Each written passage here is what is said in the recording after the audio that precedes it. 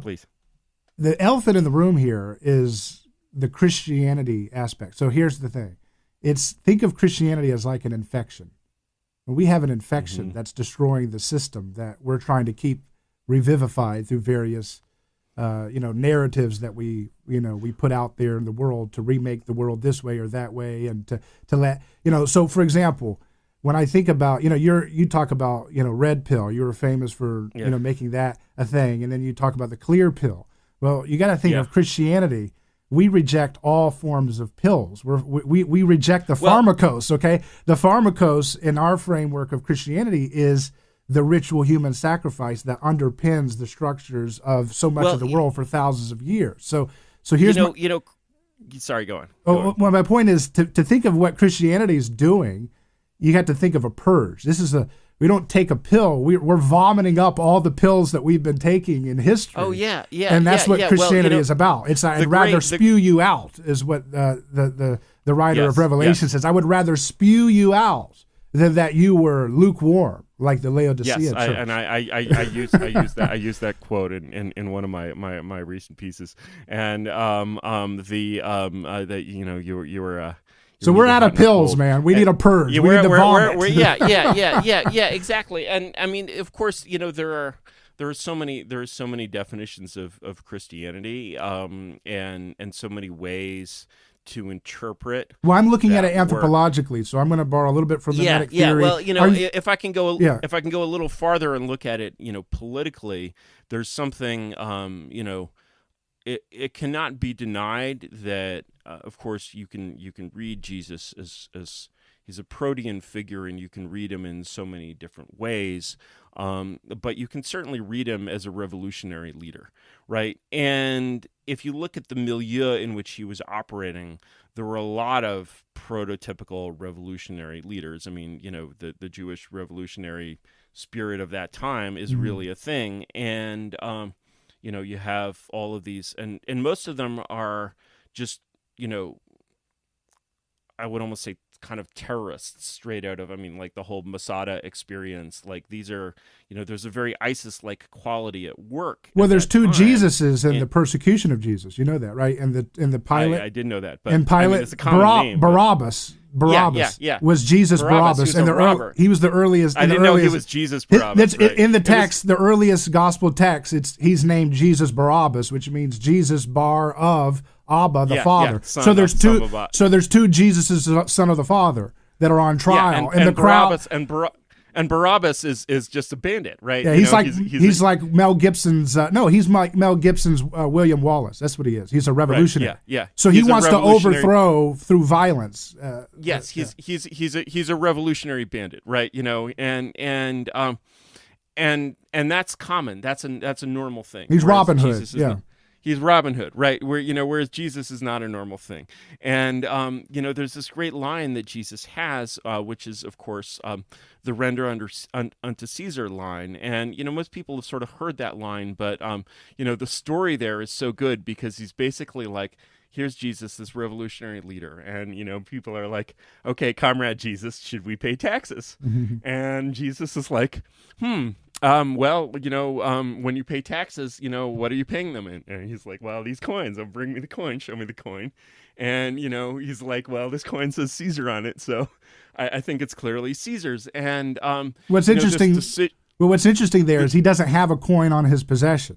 And when he asked them, present me a coin, that's a religious figure who has got a coin on him. And so when he brings it out, it's a picture of Augustus, Caesar Augustus, which is bearing a false idol. So he's making he's destroying their whole hypocrisy right in front of them because they're saying you're bearing false idols in your pocket because it says Caesar, son of God. You know what I mean? And he's requiring them to separate basically, this thing of saying the prohibition on worshiping this false idol is basically as strong as the rule of, you got to actually pay your taxes. And as a piece of revolutionary praxis, what this turns into is, this is, obviously it's not my idea. Maybe it wasn't even Jesus's idea, but it's a great idea, is essentially that Rather, when you see this system, Jesus is like, okay, let's think of Jesus as a very practical revolutionary leader here. He's like, I'm not going to like have a, last time we had a Jewish revolt and tried to like overthrow we weren't even trying to overthrow the Roman Empire. We're just trying to like get it out of Israel. And, it was this massive disaster, right? Because Titus burned Jerusalem and took the Holy of Holies, yada, yada, yada. And this is not the way. This is not how we're going to do this thing. And so, this is a supremely practical act where you essentially say, look, here are the two things we can't compromise on. We can't revolt against Caesar. And so what we have to actually do, rather than revolting against Caesar, is deny his spiritual authority. We can't worship Caesar. We live in this place. We're ruled by Caesar. You know what? Our objective is not to get Caesar to bother us. Actually, our objective is to have Caesar not bother us. Like, let's actually live in a way such that we are giving as little offense as possible to Caesar so that we can live in the way that we find to be good. And so you compare, it's like if you're looking for a modern equivalent of that strategy, let's compare the approach of, Christians who are sort of pushing back against the modern world, which is, of course, obviously very, very common. You go back, I don't know that there's anything left of like the moral majority or anything like that, but these are very, these are Christian warriors. This is the church militant, right? And then you compare that to, say, the Amish. Now, the Amish are very, very Christian, and the Amish approach is very much that of Jesus, which is that we are going to stay out of your way. We're not even going to vote in your goddamn elections, and we're going to live in the way that we judge to be godly. Somehow they're still allowed to do that. I don't know if that will last, really very long in this modern world, but they're allowed to do that. And actually, speaking of the Amish, and, we were talking about technology, earlier, I think that we have a lot to learn from those people. And there's great food.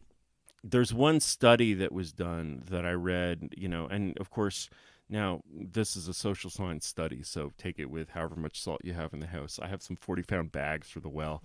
Take it with a grain of salt because you know who's doing this. But nonetheless, the results I thought were striking, which is that they interviewed a bunch of people to ask them simply how satisfied they were with their life as a human being. And the people who scored the top, absolutely the top on this survey, you'll never guess, is billionaires. Billionaires, it turns out, are very satisfied with their lives. Slightly behind the billionaires, Amish. And so, you have, you're like, okay, this is something that works. It's not quite the same as like Ted Kaczynski being against technology. It's a little bit different, but there's maybe some common ground there. And this is so far outside whether it's a Whig telos or a Marxist telos or sort of any picture of what's what a Christian telos telos that we're on, yeah. I would say. Well, there are many forms of Christian telos. Here's the thing: we can actually kind of look at it anthropologically and see a pattern in history. That's what I'm kind of suggesting: is that it doesn't have to be just purely a subjective rendering. Although you can get 50 levels of subjective learnings and interpretations of things that Jesus does, you can actually look at the trajectory of history and see that there is objective facts that we can discern that Christianity has made a particular type of impact on history. So, for example, so when we look at, like, you were talking about Jesus, with the persecution there. So my question is, did Jesus win his election? I would say he did win his election according to Paul.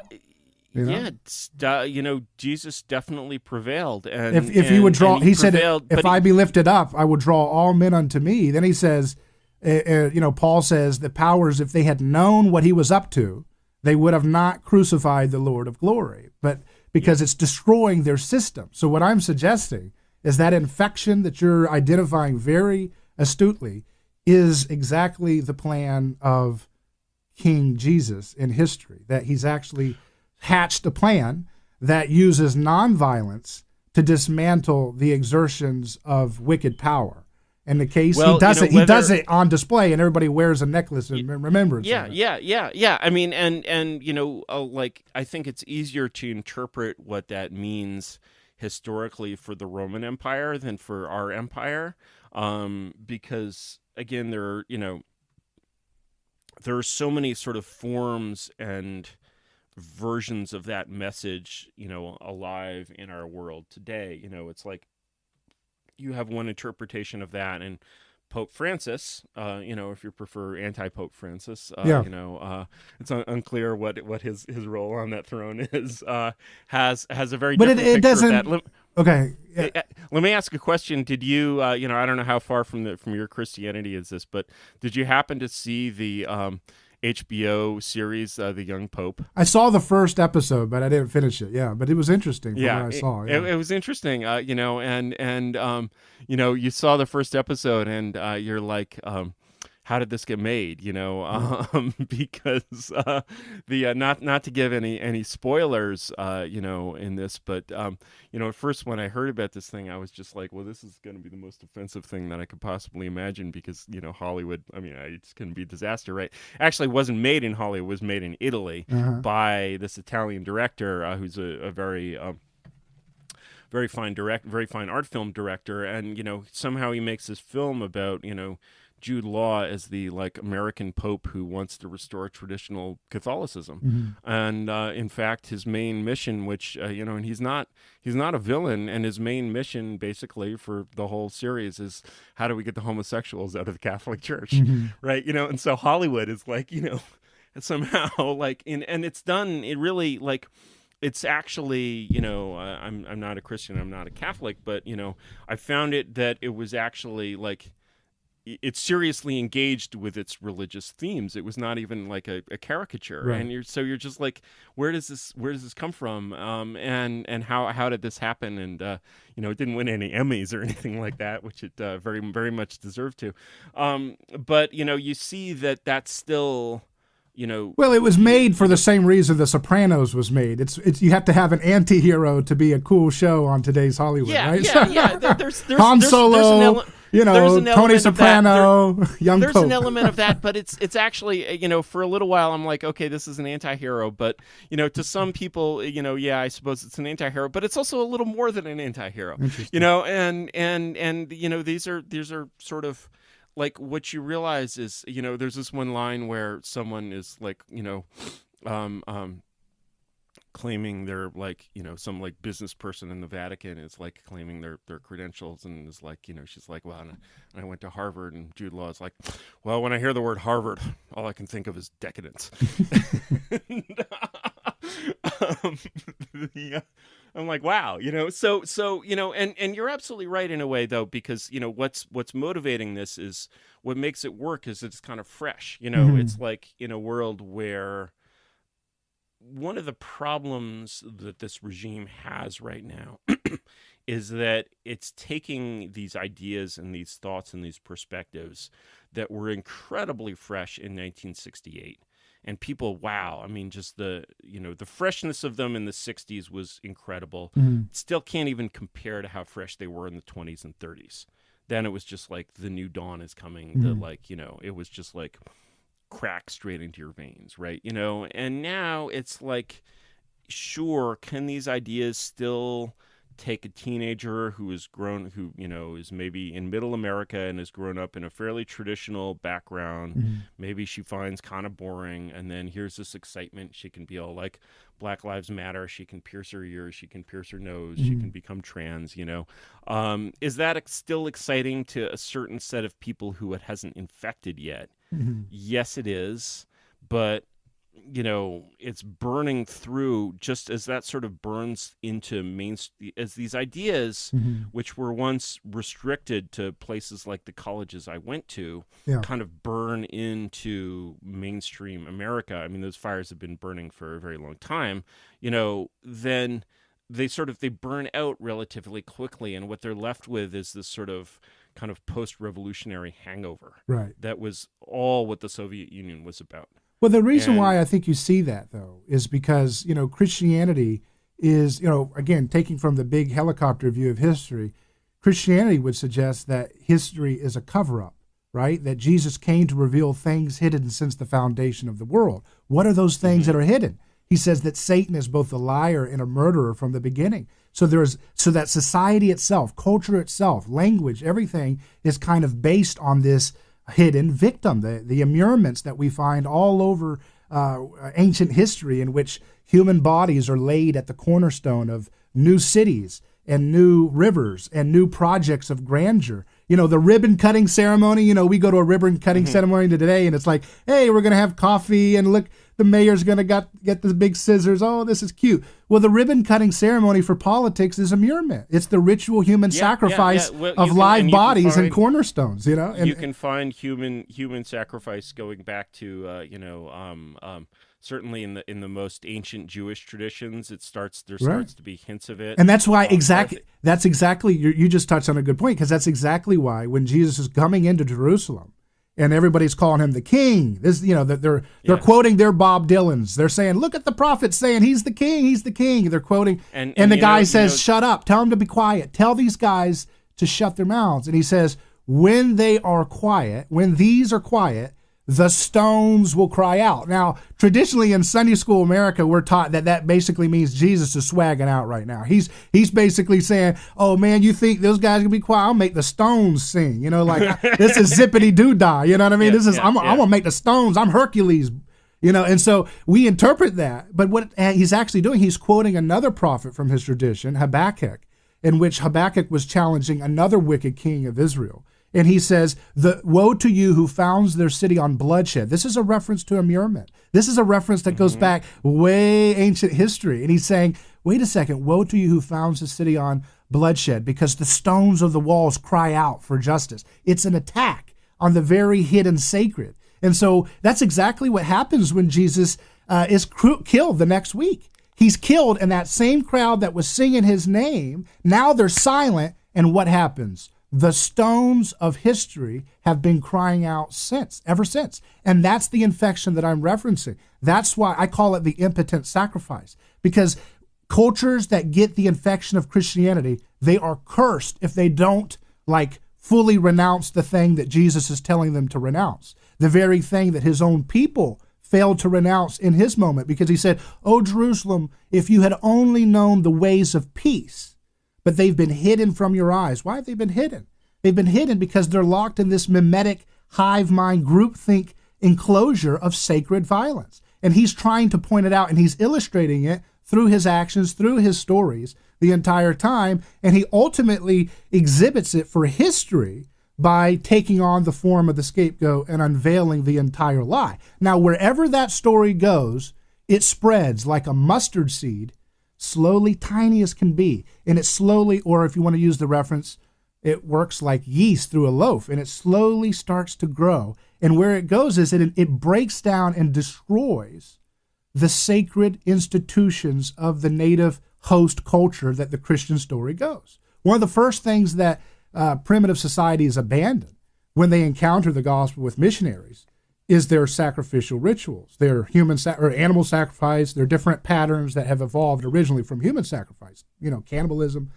And so they understand at a visceral level that we, like you said, we're softened. We're not aware of the visceral reality of society, but these more isolated societies, they viscerally get the radical break, the apocalyptic break that the Christian story is saying. That the idea that you gnaw, the text says, you gnaw on my body, you drink my blood.